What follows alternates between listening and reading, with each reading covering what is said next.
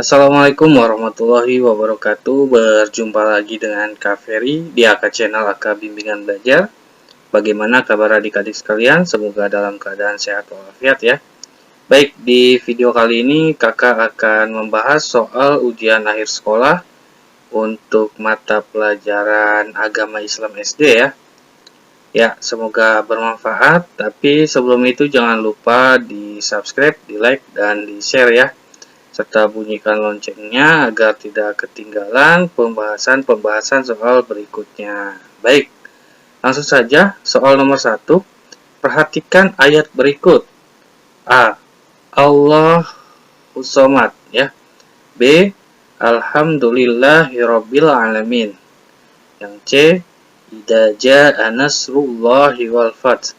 Yang D. Malikin nas. Dari ayat di atas yang termasuk surat Al-Ikhlas ditunjukkan pada huruf. Nah, surat Al-Ikhlas itu artinya apa? Ya, atau biasanya terkenal dengan surat Kulhu ya. Berarti jawabannya adalah A ya.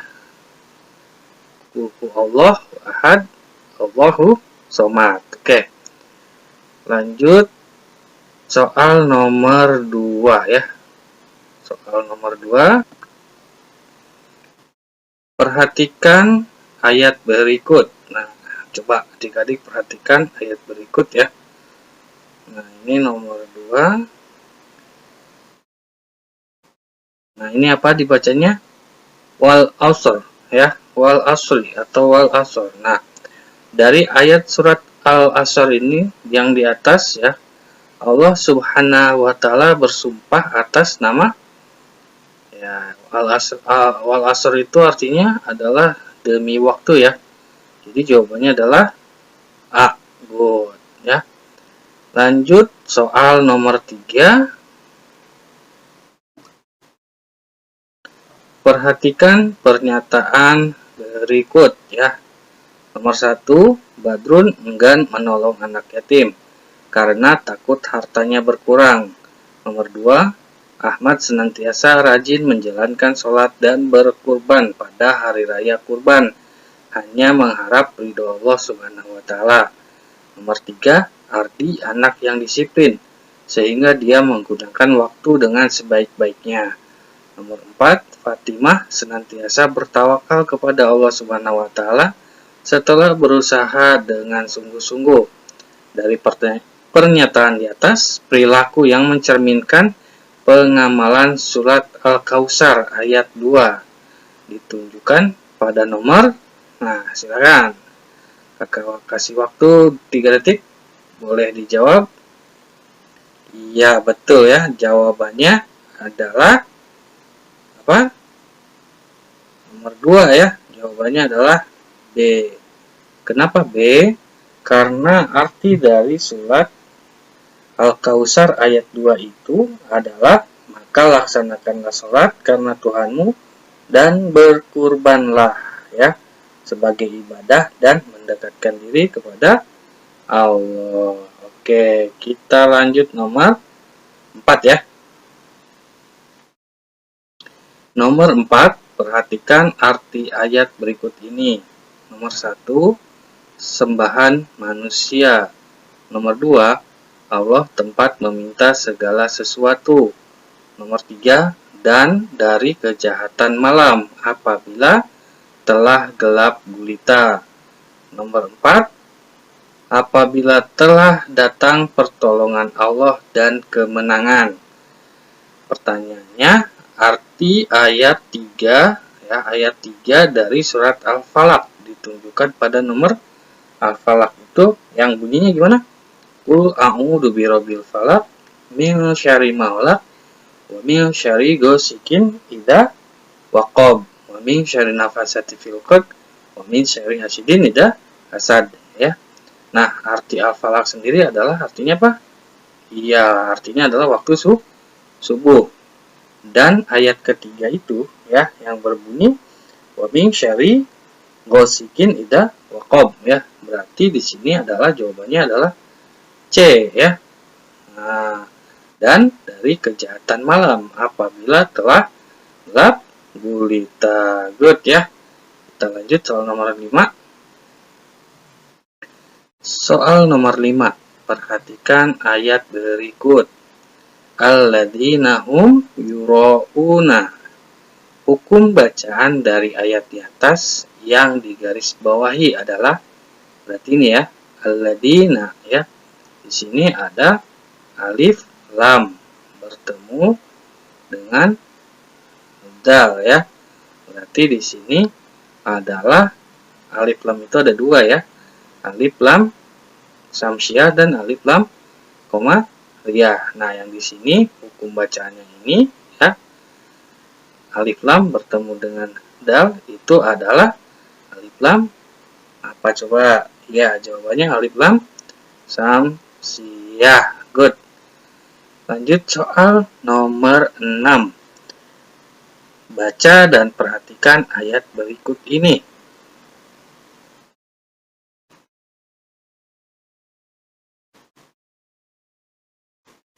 Kita baca dulu ayatnya ya. Wattini wazaitun. Nah, ini surat apa nih? Wattini. Nah, ada tin, berarti surat Atin. Nah, arti dari lafaz ayat di atas adalah, nah, kita bisa lihat di sini. Tunjukilah kami jalan yang lurus demi buah tin dan buah zaitun. Segala puji bagi Allah Tuhan semesta alam. Dari kejahatan bisikan setan yang bersembunyi. Nah, kalau ini adalah arti dari surat, bagian dari surat apa? Al-Fatihah ya. Ihdinas siratal mustaqim. Nah, di sini watini demi buah tin. Nah, berarti di sini sudah jelas ya. Jawabannya adalah B ya, karena arti apa? Ayat ini juga bagian dari surat Atin ya. Good. Kita lanjut soal nomor 7. Perhatikan ayat berikut ini. Dan tolong menolonglah kamu dalam mengerjakan kebaikan dan takwa. Dan jangan tolong menolong dalam berbuat dosa dan pelanggaran. Dan bertakwalah kepada Allah. Sesungguhnya Allah amat berat siksanya. Nah, pernyataan di atas merupakan arti surat. Nah, surat apa nih? Tolong menolong dalam kebaikan ya. Itu adalah surat Al-Maidah ya. Surat Al-Maidah ayat berapa? Ayat 2. Jadi jawabannya adalah C ya. Gitu. Ini ada tentang tolong menolong dalam kebaikan dan jangan tolong menolong dalam kejahatan ya. Jadi Al-Maidah ayat 2 ya. Good. Kita lanjut soal nomor 8. Nomor 8, perhatikan penggalan ayat di bawah ini. Al-abuduma ya, al-abuduma. Nah, kelanjutan dari ayat di atas adalah al-abudu ma apa? Iya, betul ya. Jawabannya adalah al-abudu ma ta'budun. Wah, ini udah kelihatan ya jawabannya. A ya. Al-abudu ma ta'budun ya. Oke, good. Kita lanjut soal nomor 9. Ini agak kepotong ya. Nggak apa-apa, sedikit nih soalnya. Lanjut soal nomor 9. Soal nomor 9, perhatikan tabel berikut. Nah, ini tentang Asmaul Husna ya. Nomor 1 ada Al-Basir, artinya maha melihat. Yang kedua Al-Adil, artinya maha adil. Yang ketiga Al-Ahad, artinya maha esa. Nah, kalau nomor 4 Al-Nadim ya. Al-Nadim artinya apa? Iya, Al-Nadim itu artinya adalah Allah Maha Agung. Jadi jawabannya adalah D ya. Good. Kita lanjut soal berikutnya nomor 10. Soal nomor 10 ya. Allah Subhanahu wa Ta'ala melihat apapun yang dilihat oleh hambanya, baik perbuatan baik maupun perbuatan buruk. Hal ini sesuai dengan Asmaul Husna yang artinya apa? Atau bahasa Arabnya apa? Nah, tadi di atas ada asami ya. Asami itu artinya maha mendengar. Nah, biasanya kalau di Al-Quran itu Sami'un Basir, berarti maha melihat dan maha mendengar gitu. Atau maha mendengar dan maha lihat. Jadi kalau yang maha melihat ini sudah pasti Al-Basir ya. Kalau Al-Adil ya adil gitu ya. Al-Nadim tadi maha agung ya. Al-Kudus artinya maha suci ya. Gitu. Kita lanjut soal nomor 11. Perhatikan beberapa arti Asmaul Husna berikut ya. Nomor 1, Allah Maha Hidup. Nomor 2, Allah Maha Mematikan. Nomor 3, Allah Maha Satu. Nomor 4, Allah Maha Berdiri Sendiri. Yang merupakan arti dari Asmaul Husna Al-Hayyu terdapat pada nomor. Nah, apa tuh artinya? Al-Hayyu. Nah, Al-Hayyu itu artinya adalah ya Hayyu ya Qayyum ya. Artinya maha hidup. Ya, berarti jawabannya A ya, nomor 1. Pinter. Lanjut ya. Adik-adik, nomor 12.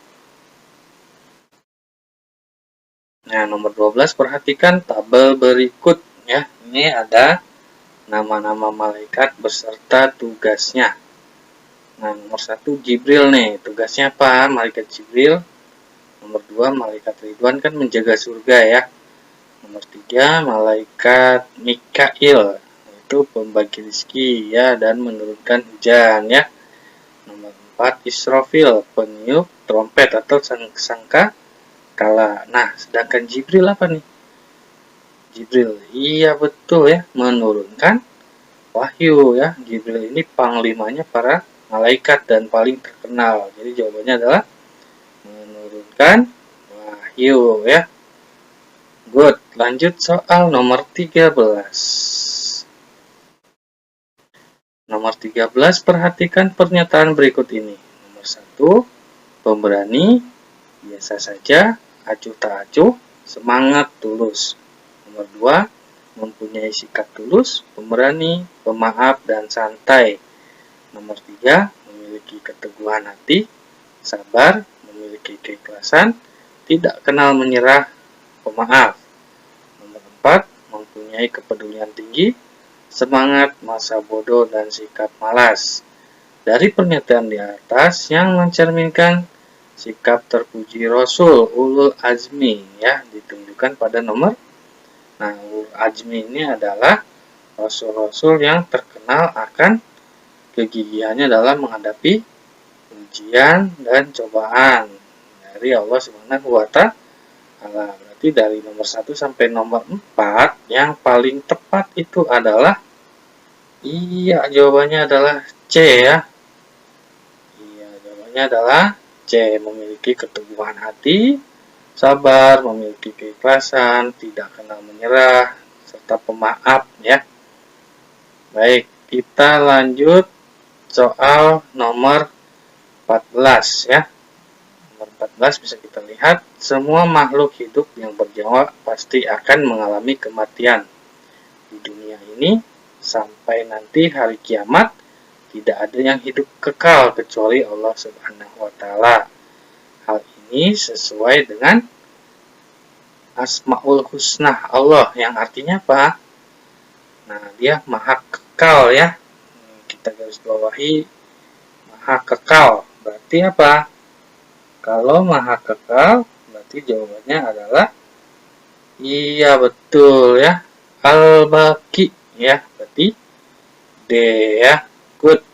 Lanjut soal nomor 15.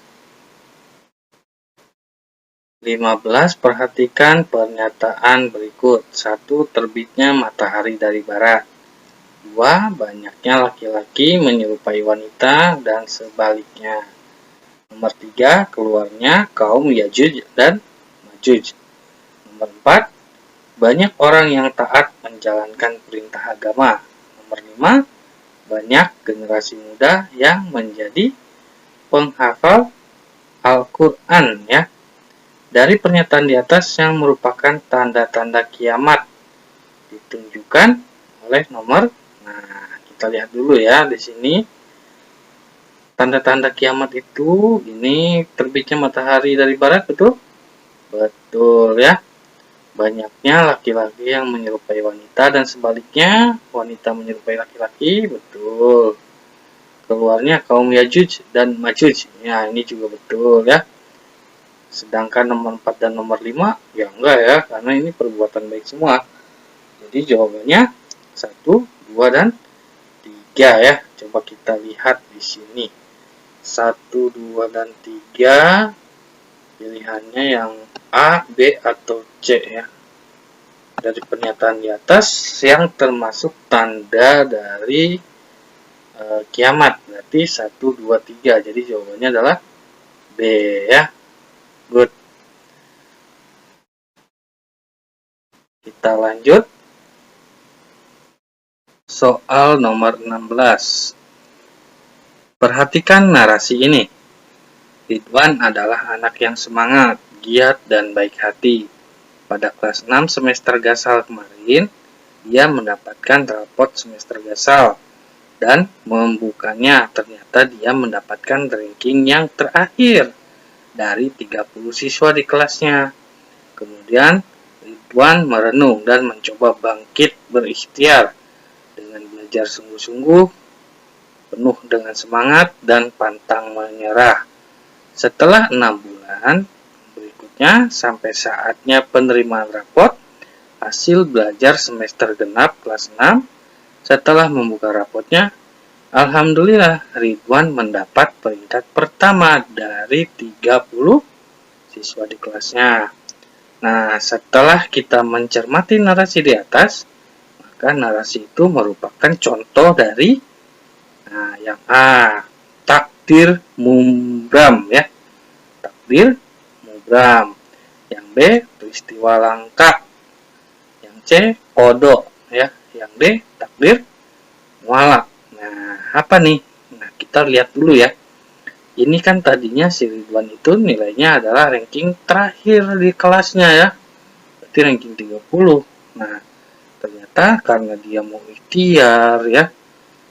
Setelah belajar, ternyata sekarang dia ranking 1 dari 30 siswa. Gitu. Berarti ini adalah takdir yang bisa dirubah ya. Takdir yang bisa dirubah. Apa tuh takdir yang bisa dirubah? Iya, takdir yang bisa dirubah itu adalah takdir mu'alak ya. Jadi jawabannya adalah D, karena takdir itu dibagi 2 ya. Takdir mubram dan takdir mu'alak. Yang bisa dirubah itu apa? Takdir mu'alak. Ya, seperti itu. Baik, lanjut kita nomor 17 ya. Nomor 17. Nomor 17, perhatikan pernyataan-pernyataan berikut ini. 1. Segala sesuatu yang telah ditentukan oleh Allah Subhanahu wa taala sejak zaman azali ya. Yang nomor 2, ketetapan Allah Subhanahu wa taala yang erat kaitannya dengan usaha manusia. Nomor 3, ketetapan Allah Subhanahu wa taala yang tidak ada campur tangan dari manusia.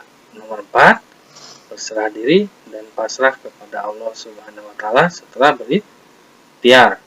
Pernyataan di atas ya yang merupakan pengertian kodok ya, pengertian kodok dari Allah Subhanahu wa taala yang tepat ditunjukkan pada nomor. Nah, kodok itu apa? Kodok itu adalah segala sesuatu yang sudah ditulis ya oleh Allah Subhanahu wa taala sejak zaman azali. Nah, ini sudah ketahuan ya, jawabannya langsung ada berarti ya, jawabannya adalah A, good. Nah, sedangkan ketetapan Allah yang erat kaitannya dengan usaha manusia apa?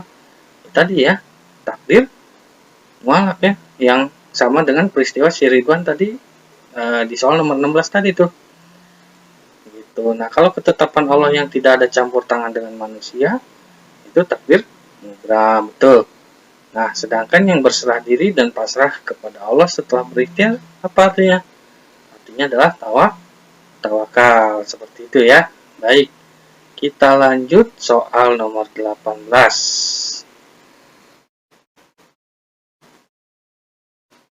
Nomor 18, perhatikan narasi berikut ini. Hasid anak yang berkepribadian baik dan terpuji. Setiap pagi, dia selalu datang awal waktu di sekolah. Ketika pagi hari, saat Hasdi bertemu dengan Pak Rahman yang baru datang, langsung mengucap salam dan berjabat tangan dengan mencium tangan Pak Rahman yang merupakan guru SD itu. Kemudian Hasid membawakan tas Pak Rahman dan menaruhnya di meja Pak Rahman. Nah, lalu berikutnya, sebentar kakak turunkan dulu.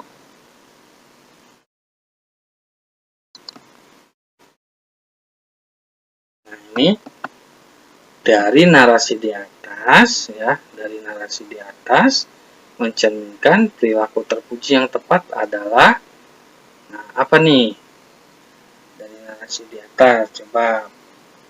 Berarti kita lihat yang A mendoakan guru supaya diberi kelancaran, yang B bersyukur Hasid hari itu bisa pergi ke sekolah, yang C menghormati guru selaku orang tua di sekolah, yang D berani bertanya walau masih kecil. Nah, yang paling nyambung dengan narasi di atas adalah yang C ya, karena Hasid mencium tangan, memberi salam dan membawakan tasnya gurunya ke meja guru. Jadi jawabannya adalah C. Good. Nomor 19.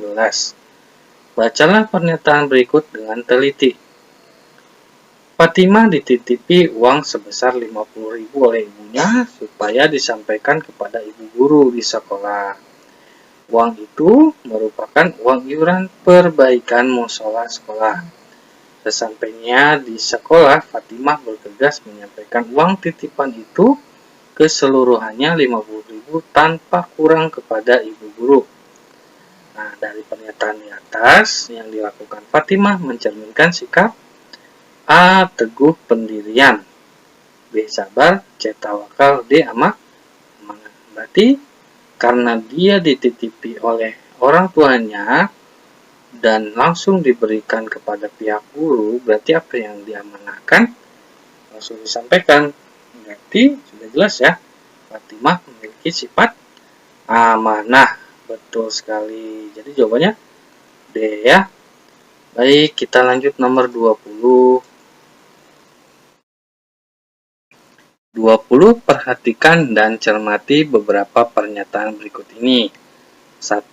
Suci hadas besar dan kecil, menutup aurat, masuk pada waktunya, menghadap kiblat. Nomor 2, niat, berdiri bila mampu, takbiratul ihram, ruku dengan tu'maninah.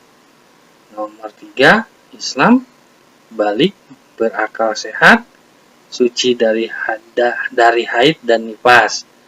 Nomor 4, iktidal dengan tu'maninah, sujud 2 kali dengan tu'maninah, duduk tasyahud akhir.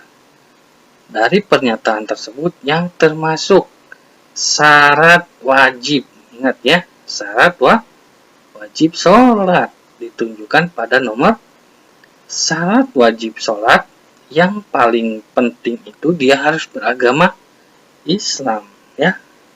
Kalau bukan Islam tidak perlu sholat ya. Terus dia juga selain Islam harus balik ya, artinya bisa membedakan mana yang baik dan mana yang tidak ya. Atau kalau laki-laki dia sudah mimpi basah, kalau perempuan sudah haid ya, berarti dia sudah balik. Terus berakal sehat ya, berarti tadi bisa membedakan mana yang baik dan mana yang buruk. Dia tidak gila. Terus suci dari haid dan nifas. Berarti jawabannya adalah C ya. Good. Lanjut soal nomor 21. Nomor 21, perhatikan dan baca narasi ini dengan seksama ya. Pada hari Selasa pagi, Arman setelah sholat subuh langsung bermain. Tidak terasa hari beranjak siang, dan Arman tidak sadar kalau hari ini harus masuk sekolah. Akibat perbuatannya pagi tadi menyebabkan Arman terlambat pergi ke sekolah. Sesampainya di sekolah, Pak Guru bertanya kepada Arman, "Mengapa kamu terlambat, Arman?" Tanya Pak Guru. "Maaf Pak Guru, saya kesiangan karena tadi pagi setelah sholat subuh, saya bermain sampai kesiangan pergi ke sekolahnya," jawab Arman. Dari narasi di atas, sikap Arman terhadap pertanyaan Pak Guru mencerminkan sikap yang, dia nggak bohong ya, kalau kesiangan gara-gara main, berarti sudah pasti jawabannya. Lawannya bohong adalah jujur. Jawabannya ya. Lanjut soal nomor 22 ya. Oke. Nomor 22, perhatikan pernyataan berikut. Sipa senantiasa menjalankan perintah dan tugas sekolah yang diberikan oleh guru kepadanya. Nah, Sipa termasuk anak yang memiliki sifat apa? A. Penyebar, B. Patuh, C. Dermawan, D. Rendah hati. Nah, kalau dia selalu menjalankan perintah dan tugas dari ibu gurunya, berarti dia patuh ya. Patuh sama perintah guru. Berarti jawabannya adalah B. Lalu berikutnya soal nomor 23. Pada saat pelajaran menulis kaligrafi, Mahdi tidak mempunyai pena untuk menulis kaligrafi. Kondisi Mardi secara ekonomi sangatlah kurang. Farhan melihat yang demikian, maka segera menghampiri dan meminjamkan pena dengan penuh tulus kepada Mardi. Nah, sikap yang ditunjukkan Farhan mencerminkan A. Sabar, B. Peduli, C. Tawakal, D. Qanaah. Berarti apa? Dia mau membantu temannya yang kesulitan. Berarti B ya, peduli ya. Jadi Arman memiliki sifat peduli. Baik, soal nomor 23 berikutnya. Nomor 24, kepada teman kita yang mempunyai keyakinan berbeda dengan kita, maka sikap kita terhadap teman yang berbeda keyakinan tersebut sebaiknya menghormati, B. acuh, C. mengabaikan, D. menjauhi. Nah, kita harus menghormati ya setiap perbedaan, apalagi perbedaan keyakinan, kita harus menghormati, harus toleransi ya. Baik. Lalu soal nomor 25, perhatikan ayat berikut. Lakum dinukum waliyadin ya. Ayat di atas merupakan bagian dari surat Al-Kafirun yang artinya, coba lihat di sini, lakum dinukum waliyadin. Artinya agamamu, untukmu agamamu dan untukku agamaku ya. Di sini ada kata-kata waliyadin, din ya, lakum din. Nah, din itu artinya agama ya. Jadi kita cari yang ada agamanya mana nih? Oh, yang C ya. Untukmu agamamu dan untukku agamaku, C ya. Baik. Lalu soal berikutnya 26, pesan yang dapat kita ambil dari Quran surat Al-Hujurat ayat 12, supaya kita menjauhi segala bentuk perbuatan. Nah, kita harus tahu dulu ya, Al-Hujurat ayat 12 itu membahas tentang apa ya. Nah, surat Al-Hujurat ayat 12 itu artinya adalah wahai orang-orang yang beriman, jauhilah banyak dari prasangka. Sesungguhnya sebagian prasangka itu dosa ya, dan janganlah kamu mencari-cari kesalahan orang lain, dan janganlah ada di antara kamu yang menggunjing sebagian yang lain. Apakah ada di antara kamu yang suka memakan daging saudaranya sendiri ya? Maka dari arti surat Al-Hujurat ayat 12 itu kita bisa menjawab soal nomor 26 ini. Artinya apa? Janganlah berburuk sangka ya. Berarti jawabannya adalah D ya. Good. Kita lanjut soal berikutnya ya. Soal nomor 27 ya, kita lihat di sini hal yang bisa kita ambil pelajaran dari firman Allah Subhanahu wa taala dalam Quran surat Al-Hujurat ayat 13. Allah Subhanahu wa taala menjadikan manusia dari jenis laki-laki dan perempuan dan menjadikan berbangsa-bangsa dan bersuku-suku supaya kita semua saling apa? Ya, kita tahu ya arti dari surat Al-Hujurat ayat 13 itu artinya wahai manusia, sungguh kami telah menciptakan kamu dari seorang laki-laki dan seorang perempuan.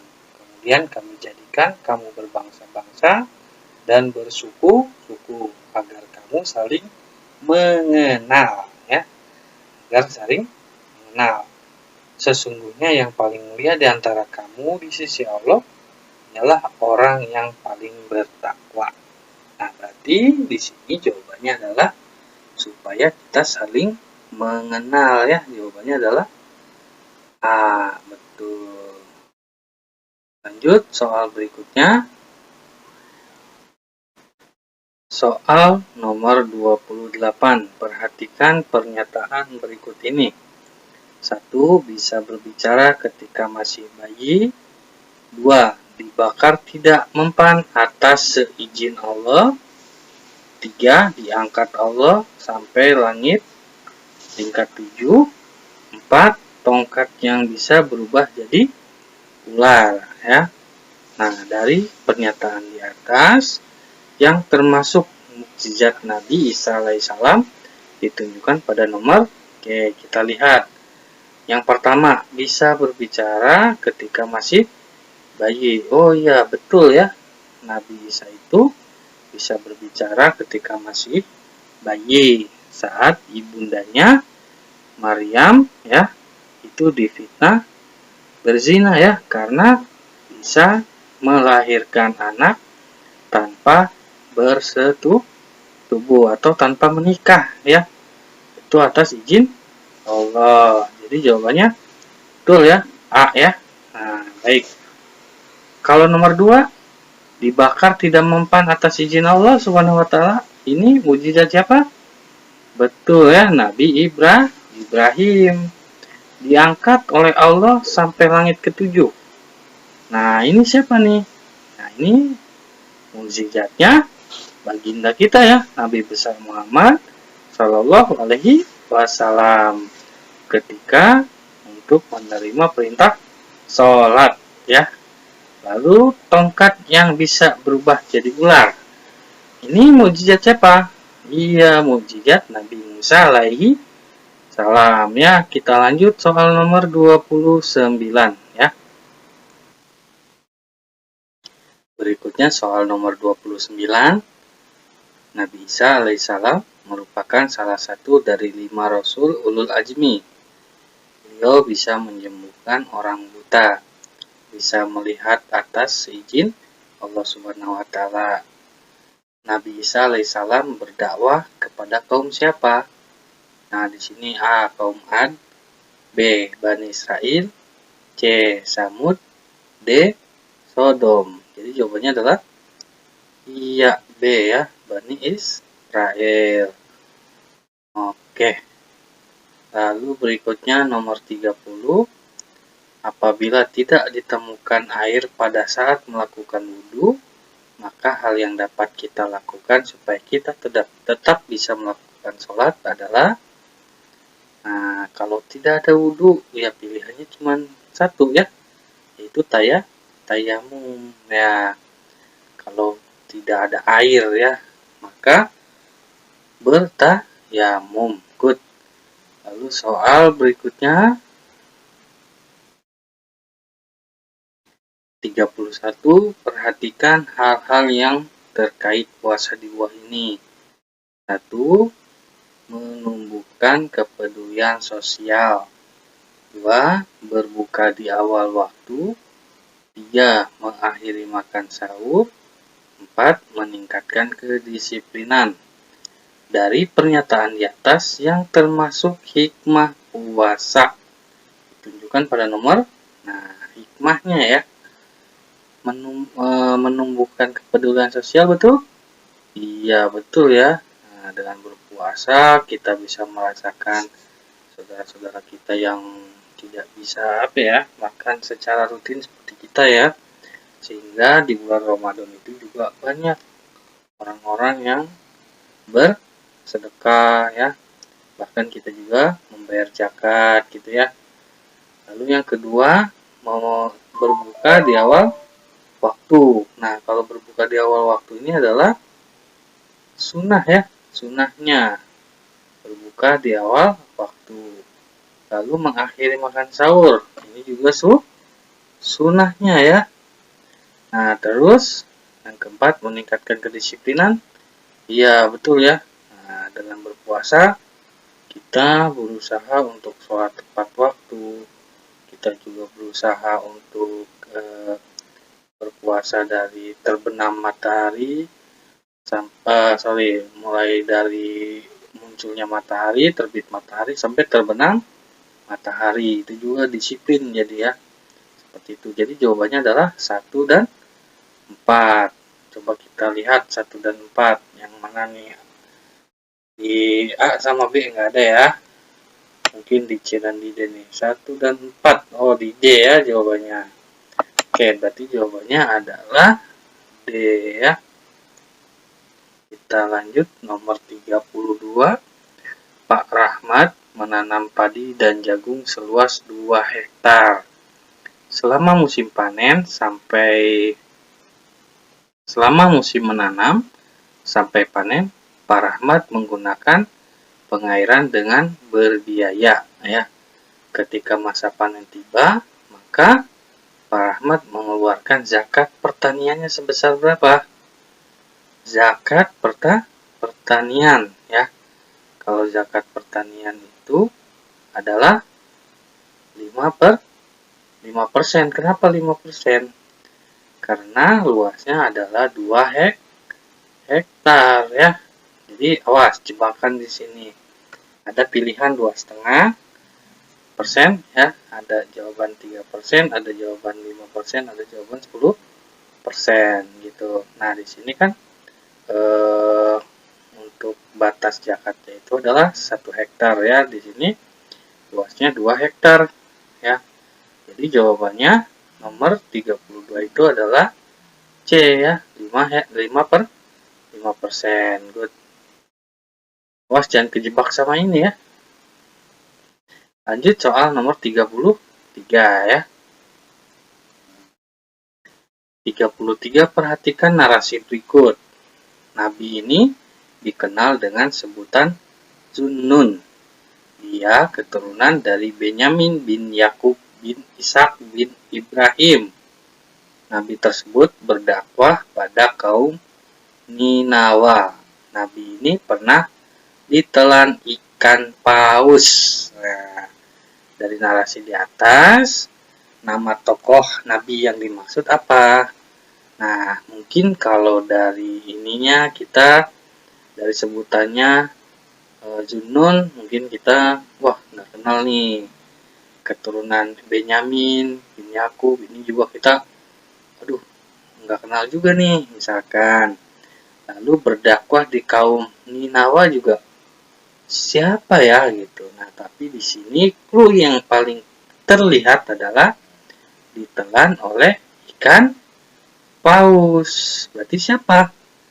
Iya, betul. Jawabannya adalah Nabi Yunus alaihi salam ya.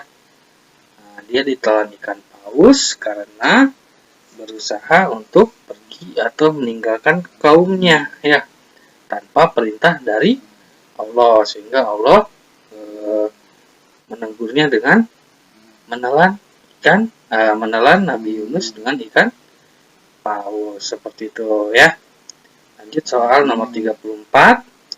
Setelah berdoa sekian lama, maka permohonan untuk diberi keturunan Nabi Zakaria alaihissalam dikabulkan oleh Allah, walaupun sudah di usia tua ya. Anak Nabi Zakaria tersebut bernama siapa? Ada yang tahu? Iya, jawabannya adalah Nabi Yahya ya. Nabi Yahya alaihi salam. Lanjut soal nomor 35, 35. 35, seorang nabi yang diberi ujian oleh Allah Subhanahu wa taala dengan penyakit kulit dan pernah ditinggal oleh istrinya adalah nabi yang punya penyakit ya. Itu adalah Nabi Ayub. Jadi jawabannya C ya. Oke. Nomor 36. Sunan Bonang dilahirkan pada tahun 1465 dengan nama asli Raden Maulana Makdum Ibrahim. Nah, Sunan Bonang adalah putra Sunan Ampel dan Nyai Ageng Manil ya. Disebut Sunan Bonang karena Bonang adalah nama sebuah desa ya di daerah kabupaten. Nah, kabupaten apa nih? Bonang ya. Kabupaten Bonang. Kabupaten maksudnya daerah Bonang itu atau desa Bonang itu ada di kabupaten mana? Ada yang tahu? Iya, betul ya. Jadi di Kabupaten Rembang. Ya, jadi jawabannya adalah B ya. Awas, jangan lupa nih, takut keluar nanti pas ujian sekolah ya. Lanjut soal nomor 37 ya. Berikut merupakan keteladanan yang dapat dicontoh dari Nabi Daud alaihissalam adalah A. Sehari puasa, sehari tidak atau puasa Daud. B. Berdagang bersama Abu Thalib. C. Berani berdakwah kepada Raja Fir'aun. D. Berani berdakwah kepada Raja Namrud. Ya, berarti coba kita lihat di sini kalau berdakwah dengan Raja Namrud siapa? Iya, betul, Nabi Ibrahim. Kalau berani berdakwah dengan Raja Fir'aun, udah jelas ya, di Mesir, berarti Nabi Musa ya. Lalu berikutnya berdagang dengan Abu Thalib. Abu Thalib ini siapa? Paman Rasulullah. Berarti ini adalah Nabi Muhammad SAW. Berarti bukan ya. Nah, berarti di sini pilihannya adalah sehari puasa, sehari tidak ya.